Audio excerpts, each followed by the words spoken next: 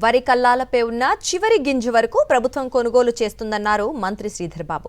రైతులు ఆందోళన చెందవద్దని భరోసానిచ్చారు. భూపాలపల్లి జిల్లా కాటారం మండలంలో మంత్రి పర్యటించారు. వ్యవసాయ మార్కెట్లోని కొనుగోలు కేంద్రాన్ని పరిశీలించి రైతులతో మాట్లాడారు.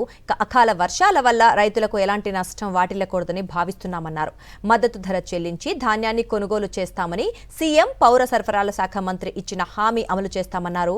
కొంతమంది దీన్ని అడ్డు పెట్టుకుని రాజకీయం చేయాలని చూస్తున్నారని మండిపడ్డారు.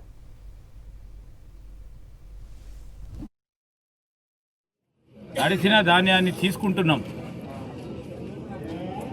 వారు 10 సంవత్సరాల నుండి ధాన్య సేకరణకు సంబంధించిన అంశం విషయంలో గోదాములు ఏర్పాటు చేయకుంటే గోదాములు నిర్మాణాలు ఉన్నాయి. ప్రధానమైన సెంటర్లలో స్టోరేజ్కు సంబంధించిన అంశం వచ్చింది.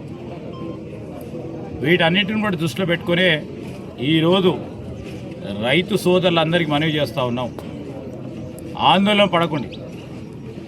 మీరు ఎప్పుడైతే కొనుగోలు కేంద్రాలకు తీసుకొస్తారో లేకుంటే మార్కెట్ యార్డ్లకు తీసుకొస్తారో తూకం వేసుకొని తప్పకుండా వారి ధాన్యాన్ని సేకరించడం జరుగుతుంది. అనవసరంగా